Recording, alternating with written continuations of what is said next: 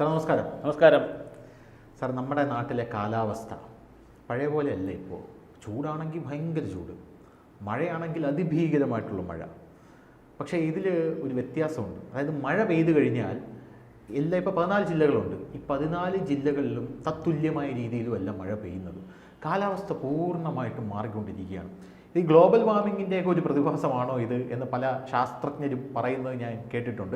ഇത് മാറും, ഒരു സാച്ചുറേഷൻ എത്തുമ്പോൾ ഇത് മാറി വീണ്ടും പഴയ കാലാവസ്ഥ എത്തും. പണ്ടത്തെ കാലത്തെ സാറിന് അറിയാമല്ലോ, പണ്ടത്തെ കാലത്ത് ചൂടെന്നൊക്കെ പറഞ്ഞു കഴിഞ്ഞാൽ ഇപ്പം നമ്മുടെ ഈ തണുപ്പ് കാലം എന്ന് പറയുന്ന ആ സീസണിൽ ഉച്ചയ്ക്ക് ലഭിക്കുന്ന ഒരു വെയിലുണ്ടല്ലോ, അതാണ് പണ്ടത്തെ കാലത്ത് ചൂട് കാലത്തെ വെയിലെന്ന് പറയുന്നത്. പക്ഷേ ഇപ്പം അങ്ങനെയല്ല. സൂര്യതാപം, സൂര്യാഘാതം, മഴയാണെങ്കിൽ പ്രളയമാണ്. എന്താണ് നമ്മുടെ കാലാവസ്ഥയ്ക്ക് സംഭവിക്കുന്നത്? ആഗോള അടിസ്ഥാനത്തിൽ തന്നെ കാലാവസ്ഥയ്ക്ക് മാറ്റം ഉണ്ടാവുകയാണ്, വലിയ മാറ്റം ഉണ്ടാവുകയാണ്.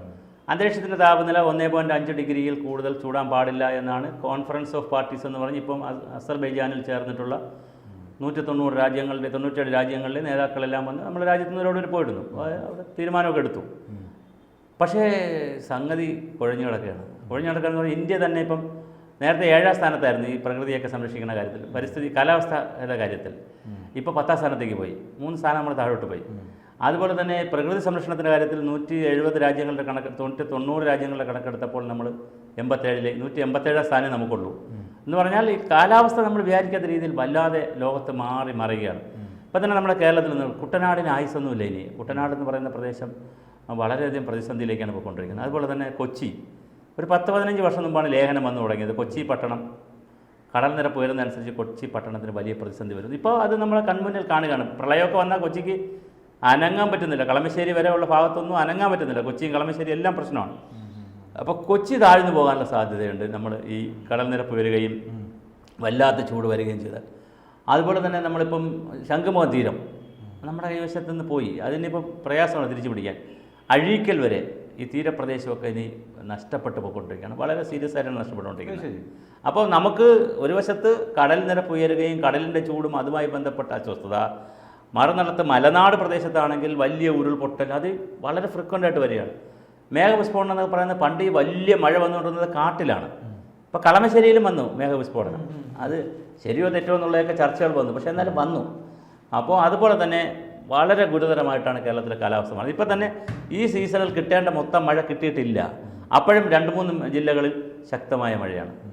അപ്പോൾ ചെറിയ സ്ഥലത്ത് കുറഞ്ഞ കാലയളവിൽ വലിയ മഴ മാറിയാൽ ധനേഷ് സൂചിപ്പിച്ച പോലെ മഴ ജസ്റ്റ് ഒന്ന് തീർന്നാൽ തന്നെ ഭയങ്കരമായ ചൂട്, നമുക്ക് ഇരിക്കാൻ വയ്യാത്ത ചൂട്. തണുപ്പാണെങ്കിൽ അതികഠിനമായ തണുപ്പ്. സ്പ്രിംഗ് സീസൺ എന്നുള്ളൊരു സീസൺ ഇല്ല. അതുപോട്ടെ, അതിനേക്കാൾ രസം എന്തറിയാവോ, 10-20 ഇനം മാവുകൾ പൂക്കുന്നില്ല. തവളകൾ വ്യാപകമായി മരിച്ചുകൊണ്ടിരിക്കുകയാണ്. തവളകൾ മരിക്കുന്നതെന്ന് പറഞ്ഞാൽ മണ്ണിൽ വെള്ളത്തിൻ്റെ അളവ് കുറയുമ്പോഴാണ്. ഈ മഴ പെയ്താൽ മണ്ണിൽ വെള്ളത്തിൻ്റെ അളവ് കൂടില്ല, അത് നിങ്ങൾ മനസ്സിലാക്കുക. ചിറാപുഞ്ചിയിലാണ് ഏറ്റവും മഴ കിട്ടുന്നത് എന്ന് പറഞ്ഞാൽ അവിടെ ടാങ്കർ ലോറിയിലാണ് വെള്ളം കൊടുക്കുന്നത്. മഴ കൂടെ കിട്ടിയോണ്ട് കാര്യമില്ല. ഈ കിട്ടുന്ന മഴ എവിടെ പിടിച്ചു എടുക്കണം? മണ്ണും വെള്ളവും സസ്യങ്ങളും എല്ലാം പിടിച്ച് ഇവിടെയൊക്കെ വയ്ക്കണം ഭൂമിയിൽ. അതിന് റിസർവോയർ ഇല്ല. മണ്ണ് വലിയ നഷ്ടം വന്നിട്ടുണ്ട്. അതുപോലെ തന്നെ പിന്നെ മത്തി കേരളത്തിൽ മലബാറുകളുടെ നല്ല ഭക്ഷണമാണ്. ഇപ്പം നമ്മൾ പണ്ടൊക്കെ കണ്ണൂർ, കോഴിക്കോട്, പ്രത്യേകിച്ച് മലപ്പുറത്തൊക്കെ ചെന്നാൽ രാവിലെ പെറോട്ടയും ചാളക്കറിയാണ്. ചാളക്കറി ഫ്രീ ആണ്, മത്തിക്കറി ഫ്രീ ആണ്, പൈസ കൊടുക്കണ്ട. പക്ഷേ ഇപ്പോൾ മത്തിയില്ല. മത്തി വ്യാപകമായിട്ട് കേരള തീരത്തുനിന്ന് പോയി. കടലിന് ചൂട് കൂടിയതുകൊണ്ടാണ്. കണിക്കൊന്ന നന്നായി കാലം മാറി പൂക്കുന്നു. കണിക്കൊന്ന ഇപ്പോൾ ഏത് സീസണിൽ പൂക്കുന്നത്? പണ്ട് ഏപ്രിൽ മാസത്തിൽ വിഷുവിന് മാത്രമേ കണിക്കൊന്ന പൂക്കുള്ളൂ. ഇപ്പോൾ എപ്പോഴും വേണം പൂക്കുന്നില്ല. പോയി നെല്ലിന് വ്യത്യാസം വരുന്നു, തെങ്ങിന് വ്യത്യാസം വരുന്നു, തേങ്ങയുടെ അളവിന് വ്യത്യാസം വരുന്നു. അതുപോലെ തന്നെ പെട്ടെന്ന് തേങ്ങ ചീത്തയാവുന്നു, വളരെ പെട്ടെന്ന് ചീത്തയാവുന്നു. പിന്നെ കന്നുകാലികളുടെ റീപ്രൊഡക്ഷൻ കപ്പാസിറ്റി, പ്രത്യുൽപാദന ശേഷി കുറയുന്നു. വേനൽക്കാലത്ത് പാല് കുറയുന്നു. ഇങ്ങനെ വലിയ പ്രതിസന്ധിയിലേക്കാണ് എന്ത് ചെയ്യുന്നത്, കാലാവസ്ഥ നമ്മളിട്ട് കളിക്കുന്നത്. അപ്പോൾ അത് തീർച്ചയായിട്ടും കേരളത്തിൻ്റെ പല സ്ഥലങ്ങളും നമുക്ക് ചിലപ്പോൾ നഷ്ടപ്പെട്ടേക്കാം. ഈ കൊച്ചി ഞാൻ ഉദാഹരണം പറഞ്ഞല്ലോ, കൊച്ചി പോലുള്ള താഴ്ന്ന പ്രദേശങ്ങൾ, ഇപ്പോൾ ഗോവ, കൊച്ചി ഈ താഴ്ന്നു പോയാലും അത്ഭുതമില്ല. കടലെടുത്ത് ഇത് ഞാൻ പറയുന്നതല്ല, ഡോക്ടർ സുഭാഷ് ചന്ദ്രബോസ് ABC ചാനലിൽ വന്നിരുന്നൊരു അതിശയോക്തി പറയുന്നതല്ല. ആരും അങ്ങനെ ഒരു കമൻറ്റ് ഇടണ്ട. കഴിഞ്ഞ 10-15 വർഷക്കാലമായി ശാസ്ത്ര സമൂഹം പറയുന്ന നഗരങ്ങളിൽ ഒന്നാണ് കൊച്ചി. ബോംബെ പോലെ കടലെടുക്കുമെന്ന് പറയുന്ന ഒരു നഗരമാണ് ബോംബെ. അതുപോലെ കടലെടുത്ത് പോകാൻ സാധ്യതയുള്ള ഒരു നഗരമാണ് കൊച്ചി എന്ന് ശാസ്ത്ര സമൂഹമാണ് പറയുന്നത്. നേരത്തെ ശാസ്ത്ര സമൂഹം പറയുമ്പോൾ ഇത് ആരുടെ പിടിയാണെന്നൊക്കെ നമ്മൾ കേൾക്കില്ലേ. പക്ഷേ ഇപ്പം പറയണതെല്ലാം സംഭവിച്ചുകൊണ്ടിരിക്കുന്ന കാര്യം. അതുപോലെ ഉരുൾപൊട്ടൽ, വലിയ മലനിരകളിൽ വലിയ ഉരുൾപൊട്ടലാണ് വന്നുകൊണ്ടിരിക്കുന്നത്. അപ്പോൾ വയനാട് തന്നെ ഇപ്പോൾ ഒരു മലയിലേ നമുക്ക് പോയുള്ളൂ. 7 മുതൽ 9 മലകൾ വരെ എന്ത് ചെയ്തിരിക്കുകയാണ്, ഹോട്ട്സ്പോട്ടായിട്ട് നിൽപ്പുണ്ട്. ഇല്ല തൂങ്ങി ഹീമോഗ്ലാസിൻ്റെ വാള് പോലെ ഇങ്ങനെ തൂങ്ങി നിൽപ്പുണ്ട്. അതിൻ്റെ താഴെയെല്ലാം 10,000-കണക്കിന് ആളുകളാണ് താമസിക്കുന്നത്. നമുക്കവിടെ ഒരു 3 വാർഡ് പോയപ്പോഴും അല്ലെങ്കിൽ ചെറിയൊരു പ്രദേശം പോയപ്പോൾ തന്നെ നമുക്കത് പറ്റുന്നില്ല. കുറച്ച് കൂടുതൽ ആളുകൾ പോയി. നമ്മളുടെ ആ ദുരന്തത്തിൻ്റെ ഏറ്റവും വലിയൊരു പ്രത്യേകത കുറഞ്ഞ സ്ഥലമാണെങ്കിലും ഒരുപാട് നമ്പേഴ്സ് ഓഫ് പീപ്പിൾ പോയി. വലിയ നഷ്ടമുണ്ടായിരുന്നു നമുക്ക്. ആ കാര്യത്തിൽ വലിയൊരു ദുരന്തമുണ്ടായിരുന്നു. പക്ഷേ വയനാടിൽ മലകളെല്ലാം ഇങ്ങനെ നിൽക്കുകയാണ്. അതുപോലെ തന്നെ വയനാട് വേറെ തമാശ തരാം. ഒരു 5 വർഷം മുമ്പ് വരെ വയനാടിൻ്റെ പ്രശ്നം എന്തായിരുന്നു? ഭയങ്കര വരൾച്ചയായിരുന്നു വയനാട്. അതെ, വരൾച്ച കാരണം അങ്ങോട്ട് പോകാൻ പറ്റത്തില്ലായിരുന്നു. കബനി നദി വരെ പറ്റിപ്പോയി. കബനി നദിയൊക്കെ പറ്റിപ്പോകുമെന്ന് പറഞ്ഞാൽ നമുക്ക് സങ്കല്പിക്കാൻ കഴിയും. പെരിയാർ പറ്റിപ്പോയി, നമുക്ക് സങ്കല്പിക്കാൻ കഴിയും. പമ്പ പറ്റിപ്പോയി. അപ്പോൾ അതുകൊണ്ട് വ്യാപകമായ രീതിയിലാണ് നദി വറ്റുന്നത് വരൾച്ചയുടെ കാലത്ത്. മഴയുടെ കാലത്ത് ശക്തമായ വെള്ളമാണ്. പക്ഷേ അത് കഴിയുമ്പോൾ വീണ്ടും ഇത് വലിയ പ്രതിസന്ധിയാണ്. അപ്പോൾ കേരളത്തിലെ കാലാവസ്ഥാ മാറ്റം, ഇവിടെ ഓറോഗ്രാഫിക് റെയിൻഫാളാണ് പെയ്യുന്നത്. പർവ്വതജന്യമായ മഴയാണ് കൂടുതലും. പിന്നെ കൺവെൻഷണൽ റെയിൻഫാൾ എന്ന് പറയുന്നൊരു പാറ്റേൺ ഉണ്ട്, സംവഹന മഴ. ഇതിൻ്റെ പാറ്റേണിലെല്ലാം വലിയ മാറ്റം വന്നു. ചെറിയ സ്ഥലത്ത് കുറഞ്ഞ കാലയളവിൽ വലിയ മഴ വന്നാൽ പ്രളയം, വെള്ളപ്പൊക്കം. ചെറിയ വെള്ളപ്പൊക്കത്തിന് പോലും കൊച്ചി പട്ടണവും തിരുവനന്തപുരം പട്ടണമൊന്നും ഇപ്പോൾ നമുക്ക് പറ്റുന്നില്ല, പിടിച്ചു വെക്കാൻ പറ്റുന്നില്ല. അത്ര വലിയ മഴ പെട്ടെന്ന് വരുന്നു. വന്നു കഴിഞ്ഞാലോ ഇത് അപ്പോഴുള്ള മഴയുടെ രോഗങ്ങൾ, പ്രശ്നങ്ങൾ നമ്മൾ ആകെ പ്രശ്നം കഴിഞ്ഞതിൻ്റെ തുടക്കം നമ്മൾ കണ്ടതാണ്. ആകെ പ്രശ്നം. അത് കഴിഞ്ഞാൽ ചൂടും. ഇനി ഒരു തമാശ എന്തരയാവും, പക്ഷിമൃഗാദികൾക്കും ചെടികൾക്കും ഇത് താങ്ങാനാവില്ല. ഞാൻ ഇന്നലെ കഴിഞ്ഞ ദിവസം ഒരു പരിപാടിക്ക് ഒരു സ്വാമിയെ കണ്ടിരുന്നു. സന്യാസിയ പാവമാണ്. അദ്ദേഹം ഇടയ്ക്കിടയ്ക്ക് ഇന്ത്യ മുഴുക്കെ പോകുന്നതാണ്. അപ്പോൾ അദ്ദേഹം പറയുന്നത് കേരളത്തിൽ അദ്ദേഹം 1 കിലോമീറ്ററിനപ്പുറം അദ്ദേഹത്തിന് നടന്നു പോകാൻ പറ്റത്തില്ല. അത് ഒരുപാട് നടക്കുന്ന ആളാണ്. തമിഴ്നാട്ടിൽ പോയാൽ 8 കിലോമീറ്റർ നടക്കും അദ്ദേഹത്തിന്, ക്ഷീണിക്കുന്നില്ല. മറ്റ് പല സ്റ്റേറ്റിലും 8-10 കിലോമീറ്റർ പുള്ളി നടന്നാലും പുള്ളിക്ക് അങ്ങനെ ക്ഷീണമില്ല. കാരണം പുള്ളിയുടെ ഒരു ഒബ്സർവേഷനാണ്, ശരിയോ തെറ്റോ എന്നുള്ളത്. കേരളത്തിലെ അന്തരീക്ഷത്തിന് വലിയ മാറ്റം ഉണ്ടായിട്ടുണ്ട്. നമ്മളെ ബോഡിയുമായി താരതമ്യം പ്രച്ച് നോക്കുമ്പോൾ, നമ്മളെ ഹെൽത്തുമായി നോക്കുമ്പോൾ അദ്ദേഹത്തിൻ്റെ അനുഭവം പറഞ്ഞാണ്. ഞാൻ വേറൊരു അർത്ഥത്തിൽ പറഞ്ഞു. ആ ഒരു മീറ്റിങ്ങിൽ ചെന്നപ്പോൾ പരിചയപ്പെട്ടതാണ്. ആ ഒരു പിന്നെ സമ്മേളനത്തിൽ നിന്നപ്പോൾ അദ്ദേഹം അവിടെ ഒരു പ്രഭാഷകനായ ഒരു സന്യാസി വന്നിരുന്നു, സ്വാമി വന്നിരുന്നു. അപ്പോൾ സ്വാമി പറഞ്ഞൊരു കാര്യം അപ്പോൾ ഒഫീഷ്യലി പറഞ്ഞതാണ്. അപ്പോൾ കേരളത്തിലെ ഈ കാലാവസ്ഥ, അതുപോലെ കൊച്ചി കഴിഞ്ഞ പ്രാവശ്യം പിന്നെ ഇന്ത്യയിലെ നഗരങ്ങൾ എടുത്തപ്പോൾ ഏറ്റവും കൂടുതൽ പൊല്യൂട്ട് ചെയ്തൊരു നഗരങ്ങളിൽ ഒന്നാണ് കൊച്ചി. അപ്പോൾ ഒരു വശത്ത് പൊല്യൂഷൻ, മറുവശത്ത് നദികളുടെ പൊല്യൂഷൻ ഉള്ളതുകൊണ്ട് ഇപ്പോൾ നോ ലിസ്റ്റിലേക്ക് കേരളം വന്നു. വേമ്പനാടിലെ പൊല്യൂഷൻ കൂടി നോ ലിസ്റ്റിലേക്ക് കേരളം വന്നു. ടൂറിസ്റ്റുകൾ വിഴിഞ്ഞം തുറമുഖം വരുന്നതുകൊണ്ട് കുറേ പ്രതിസന്ധികളുണ്ട്. ഈ പറഞ്ഞതുപോലെ കോസ്റ്റൽ ഏരിയയിൽ നമ്മളൊരു കാര്യം മനസ്സിലാക്കുക, കടലെന്ന് പറയുന്ന നമ്മൾ കടലെന്ന ആവാസ വ്യവസ്ഥയെ തൊട്ടാൽ ഒരു ഭാഗം എടുക്കുമ്പോൾ മറ്റൊരു ഭാഗത്ത് അത് കയറിയേ പറ്റൂ. അതിന് വെള്ളത്തിന് ബാലൻസ് ചെയ്തല്ലേ പറ്റുള്ളൂ, അത് അല്ലാതെ ഓടിപ്പോകാൻ പറ്റത്തില്ലല്ലോ. അപ്പോൾ കടലിന് എവിടെയെങ്കിലും അത് ബാലൻസ് ചെയ്തേ പറ്റുള്ളൂ. അപ്പോൾ സ്വാഭാവികമായിട്ട് അത് ചെറിയ ചെറിയ ഡിസ്റ്റർബൻസ് എവിടെ ഉണ്ടാക്കും? അതിൻ്റെ അടുത്ത തീരത്ത് തന്നെ ഉണ്ടാക്കും. അതിൻ്റെ തെക്കും വടക്കും പടിഞ്ഞാറും കിഴക്കും അതിൻ്റെ അടുത്തടുത്ത തീരങ്ങളിൽ വലിയ ഡിസ്റ്റർബൻസ് ഉണ്ടാക്കും. ഇപ്പോൾ വിഴിഞ്ഞത്തെക്കുറിച്ച് തന്നെ വിഴിഞ്ഞം തുറമുഖം വരുമ്പോൾ ശംഖുമുഖം ബീച്ച് ഇത് വന്നതുകൊണ്ടാണ് കുറഞ്ഞു പോയെന്നുള്ള വാദം തർക്കത്തിൽ കിടക്കുകയാണ്. പല പഠനങ്ങളും ഉണ്ട്. 2 ടൈപ്പ് പഠനങ്ങൾ വന്നിട്ടുണ്ട് പുറത്ത്. ഒന്ന് അത് വന്നതിന് മുമ്പേ ഇത് വന്നതാണ്, പിന്നെ അവിടെ ഇടിഞ്ഞു തുടങ്ങി. എന്നാൽ വേറൊരു വാദമുണ്ട്, ഇത് വന്നതിന് ശേഷമാണ് സീരിയസ് ആയിട്ട് ഇടിഞ്ഞു തന്നു.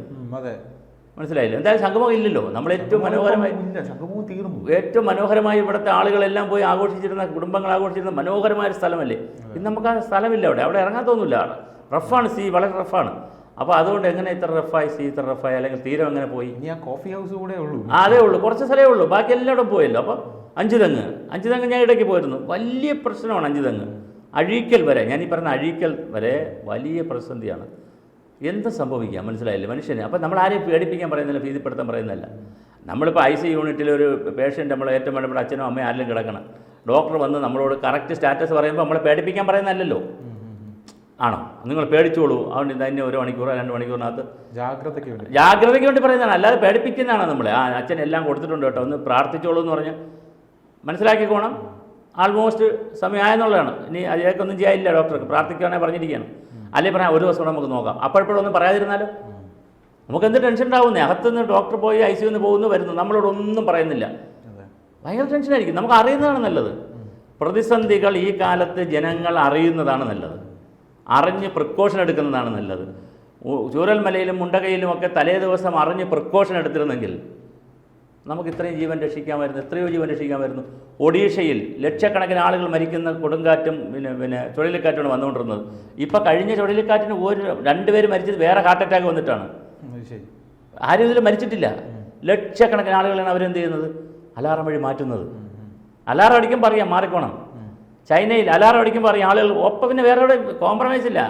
മാറിയില്ലേ അപ്പോൾ പോലീസ് വന്ന് പൊക്കി മാറ്റും. വേറെ അവിടെ പിന്നെ ഒരു സാധനം എടുക്കാൻ പോലും സമ്മതിക്കത്തില്ല നമ്മൾ. അതിന് മുമ്പ് എടുത്തോണം എല്ലാം. ജപ്പാനിൽ ഭൂകമ്പം, അലാറം, ഭയങ്കര അലാറമാണ്, ഭയങ്കര സംഭവമാണത്.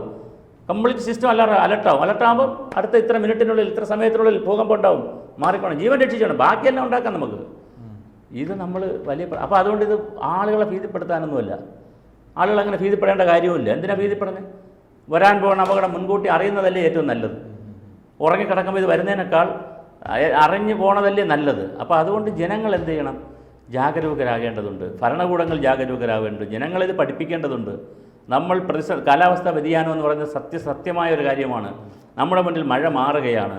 മഴക്കാലം ഇങ്ങനെ നിൽക്കുകയാണ്. സീസൺ നമ്മൾ വിചാരിക്കുന്നതനുസരിച്ച് വരുന്നില്ല. പണ്ട് കാലത്ത് നിയതമായൊരു രൂപം ഉണ്ടായിരുന്നു. പിന്നെ തിരുവാതിര, ഞാറ്റുവേല, ഇങ്ങനെ വളരെ കൃത്യമായൊരു കാലഘട്ടം ഉണ്ടായിരുന്നു. നമുക്കറിയാം ശബരിമല സീസൺ, തണുപ്പിൻ്റെ കാലം, മഞ്ഞിൻ്റെ കാലം, ഇത് നമുക്ക് വളരെ കൃത്യമായിട്ട് അറിയാം. തുലാം മഴയുടെ കാര്യം, കന്നി പറയും കടലെടുക്കുന്ന. ഇപ്പോൾ കന്നിയിൽ മഴ പെയ്തല്ലോ, ഈ കഴിഞ്ഞ കന്നിയിൽ ഇപ്പോൾ വൃശ്ചികമല്ലേ, ഇതിൻ്റെ പിറകോട്ട് തുലാത്തിലും കന്നിയിൽ മഴ പെയ്തല്ലോ, നല്ല മഴ പെയ്തല്ലോ. അതെങ്ങനെ പിന്നെ കന്നി വരെ കടലെടുക്കും എന്ന് പറഞ്ഞാൽ കടൽ വറ്റിക്കും, എടുക്കുന്നില്ല, കടൽ വറ്റിക്കും. അത്രയ്ക്ക് ഭയങ്കര വേറെ വന്നുകൊണ്ടിരുന്നതാണ്. തുലാവർഷം എന്ന് പറഞ്ഞാൽ പെയ്ത്ത് വെള്ളമാണ്, ഭയങ്കര പ്രതിസന്ധിയാണ് കേരളത്തിൽ. ഇതെല്ലാം മാറിയില്ലേ? ദീപാവലിക്ക് വരെ മഴ ഭയങ്കര മഴയാണ്. ഇപ്പം എപ്പോൾ മഴ വരുമെന്ന് പറഞ്ഞുകൂടാ, എപ്പം. അങ്ങനെ നമ്മുടെ കാലാവസ്ഥ സൂക്ഷ്മതലത്തിലും സ്ഥൂലതലത്തിലും, മൈക്രോ ലെവലിലും മാക്രോ തലത്തിലും, മാക്രോ എന്ന് വലിയ തലത്തിൽ, വലിയ സംസ്ഥാനം, രാജ്യം എന്ന വലിയ തലത്തിലും, മൈക്രോ ഒരു പഞ്ചായത്ത്, ഒരു പ്രദേശം. രാവിലെ പട്ടത്ത് മഴയുണ്ട്, PMGയിൽ മഴയില്ല. PMGയിൽ മഴയുണ്ട്, പാളയത്ത് മഴയില്ല. പാളയത്ത് മഴയുണ്ട്, എറണാകുളം വേണ്ട, അങ്ങോട്ട് പോയി കഴിഞ്ഞാൽ ഒറ്റപ്പാറ മഴയില്ല. ഇങ്ങനെ 5 കിലോമീറ്റർ, 4 കിലോമീറ്റർ, 3 കിലോമീറ്റർ വ്യത്യാസത്തിൽ പോലും മഴയ്ക്ക് മാറ്റമുണ്ടാകുന്നു. അപ്പോൾ മഴ വലിയ കളിയാണ് കേരളത്തിൽ കളിക്കുന്നത്. വെയിലും അതനുസരിച്ച് കിടന്ന് കളിക്കുക. അതിനകത്ത് പല കാരണങ്ങളുണ്ട്. മനുഷ്യൻ്റെ ഇടപെടൽ മാത്രമല്ല, സോളാറിൽ വന്നിട്ടുള്ള പ്രശ്നങ്ങളുണ്ട്, ഭൂമിയുടെ ചരിവുമായി ബന്ധപ്പെട്ട കാര്യങ്ങളുണ്ട്, കടലിൻ്റെ കാറ്റുമായി ബന്ധപ്പെട്ട കാര്യങ്ങളുണ്ട്, ചക്രവാതത്തിൻ്റെ പ്രശ്നങ്ങളുണ്ട്. അതുപോലെ മനുഷ്യൻ്റെ കയ്യിരിപ്പുമുണ്ട്. പ്ലാസ്റ്റിക് കത്തിക്കുന്നതുമുണ്ട്, മാലിന്യങ്ങൾ സംസ്കരിക്കാത്തതുമുണ്ട്, എല്ലാം ഉണ്ട്. എല്ലാം കൂടി ചേർന്നിട്ടാണ്. സിമൻറ്റ് കൊണ്ട് ഒരുപാട് വീടുണ്ടാക്കുന്നതുമുണ്ട്, ടാർ ഒരുപാട് ഉപയോഗിക്കുന്നുണ്ട്. അപ്പോൾ എല്ലാം കൂടി ചേർന്നൊരു വളരെ കോംപ്ലിക്കേറ്റഡ് ആയിട്ടുള്ള ഒരു കാലാവസ്ഥ കോംപ്ലിസിറ്റി, അല്ലെങ്കിൽ ഒരു കാലാവസ്ഥ ക്രൈസിസിലേക്ക് ലോകത്തെ കൊണ്ടുപോയിട്ടുണ്ട്. ആ കാലാവസ്ഥ ക്രൈസിസിലേക്ക് ആരെയും കൊണ്ടുപോയിട്ടുണ്ട്? കേരളത്തെയും കൊണ്ടുപോയിട്ടുണ്ട്. ഈ ക്രൈസിസ് മറികടക്കാൻ മനുഷ്യർക്ക് ഒരുപാട് കാലം ചെയ്യാം. ഒരു കാര്യം കൂടെ പറഞ്ഞ് അവസാനിപ്പിക്കാം.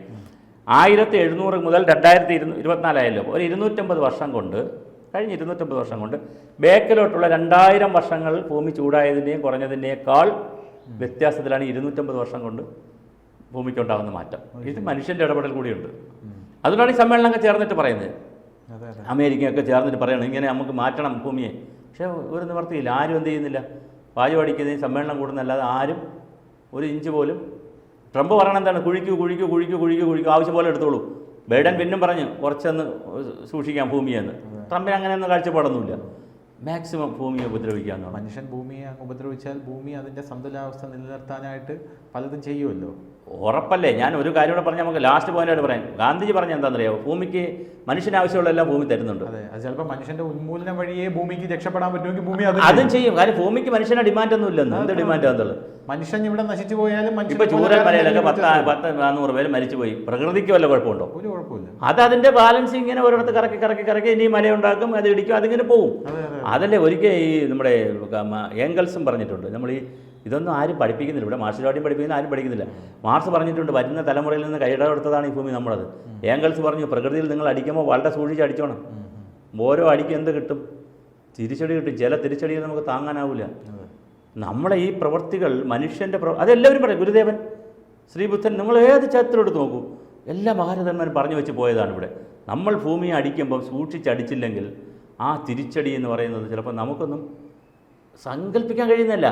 അമേരിക്കയിൽ ഒരൊറ്റ കാറ്റ്, ടൈഫൂൺ എന്നൊക്കെ പറഞ്ഞാൽ ഒരൊറ്റ കാറ്റ് ഇനി വരുമ്പോൾ കംപ്ലീറ്റ് നിശ്ചലമാവുകയാണ്. കാലിഫോർണിയ എന്ത് ചെയ്യാനാണെന്ന് സാങ്കേതിക വിദ്യ ഉണ്ട്. നമ്മൾ ഒന്നും ചെയ്യാനില്ല. നമ്മൾ നിശ്ചലമായി ഇങ്ങനെ നോക്കി നിൽക്കും മനുഷ്യൻ. കണ്ണടച്ച് ഉറങ്ങുന്ന വേണം അവൻ എന്ത് ചെയ്യുന്നത്? എല്ലാം നശിപ്പിച്ച് അടിച്ച് കലക്കി റെഡിയാക്കി പോണത്. ലോകശക്തിയെ അമേരിക്ക ദാരിദ്ര്യത്തിലാക്കിയിട്ട് വാട്സിലും പിന്നെ പട്ടിണിയിലാക്കിയിട്ടുണ്ട് അവരെ. ലോകരാജ്യങ്ങളെല്ലാം അങ്ങനെ. കേരളത്തിൽ ബംഗാളിൽ നിന്ന് വരുന്ന ബെറോട്ട, ഇവിടെ ഇപ്പോൾ ബെറോട്ടൊക്കെ അടിക്കാനൊക്കെ ആളുകൾ വരുന്നുണ്ട്. അവരെവിടെ നിന്ന് വരുന്നത്? ബംഗാളിലെ 70-80 വർഷങ്ങളിലെ ക്ഷാമത്തിൻ്റെയും വരൾച്ചയുടെയും വെള്ളപ്പൊക്കത്തിൻ്റെയും ബാക്കി പത്രം വന്ന ആളുകളാണ് ഇപ്പോൾ ഇവിടെ വരുന്ന 50 വയസ്സുകാരും 40 വയസ്സുകാരും ഒക്കെ. ബംഗ്ലാദേശിൽ നിന്ന് വന്നിട്ടുണ്ട്, ബീഹാറിൽ നിന്ന്. രാജസ്ഥാൻ ഏറ്റവും മഴ കിട്ടുന്ന സ്ഥലമായിരുന്നേ, പിന്നീട് അനുഭവം ചെയ്യുന്നത്. ഇപ്പോൾ അവിടെ വീണ്ടും മഴ കിട്ടുന്നു. ഞാൻ പറഞ്ഞ പോയിന്റ് മനസ്സിലായില്ലേ? അപ്പം അത്രയ്ക്ക് ഇങ്ങനെ. അപ്പോൾ മരുഭൂമി, സഹാറ മരുഭൂമിയിൽ ഇപ്പോൾ പച്ചപ്പുണ്ടാകുന്നു, അറേബ്യയിൽ മഞ്ഞുമല വീഴുന്നു, മഴ വീഴുന്നു, ഇങ്ങനെ ലോകത്താകെ കൺഫ്യൂഷൻ വരുന്നു. അതിൻ്റെ വലിയ മാറ്റം എവിടെ ഉണ്ടാകുന്നു? നമ്മുടെ കൺമുന്നിലുണ്ടാവുന്നു. പക്ഷേ നിർഭാഗ്യവശാൽ നമുക്കതൊന്നും കാണാനുള്ള കണ്ണില്ല, നമുക്കതൊരു വിഷയമല്ല. നമുക്കിവിടെ കുഞ്ഞു കുഞ്ഞ് മറ്റ് മസാല വാർത്തകളും മറ്റ് വാർത്തകളുമായിട്ടാണ് നമ്മൾ പോകുന്നത്. നമുക്ക് നേരെ പ്രകൃതി വരുമ്പോഴേ നമുക്കത് നമുക്ക് കറക്റ്റായിട്ട് നമുക്ക് നേരെ വരുമ്പോഴാണ് നമ്മൾ അയ്യോ ഇതെപ്പോൾ വന്നു, നമുക്കൊന്നും ചെയ്യാനുമില്ല. അങ്ങനെ വരുമ്പോൾ നമുക്കൊന്നും ചെയ്യാനില്ല. രാത്രി 1 മണിക്ക് വരുന്ന ഉരുൾപൊട്ടൽ നമ്മൾ എന്ത് ചെയ്യാനാ? 1 മണിക്ക് ഒന്നും ചെയ്യാനില്ല. അതേസമയം അതുകൊണ്ട് ആരെയും ഭീതിപ്പെടുത്താനല്ല നമ്മൾ ഈ വീഡിയോ ചെയ്യുന്നത്. ആരും പേടിക്കുകയും വേണ്ട. പ്രശ്നമുണ്ട് മുന്നിൽ, പരിഹാരം തേടിക്കോളൂ. എത്ര കണ്ട് ദീർഘകാലം മനുഷ്യൻ പരിഹാരം തേടുമോ അത്ര കണ്ട് നമുക്ക് ദീർഘായുസ് കൊണ്ടുപോകാം. കൂടുതൽ വാർത്തകളും വിശേഷങ്ങളും നിങ്ങളിലേക്ക് എത്താൻ ABC മലയാളം സബ്സ്ക്രൈബ് ചെയ്യുക, ബെൽ ബട്ടണും അമർത്തുക.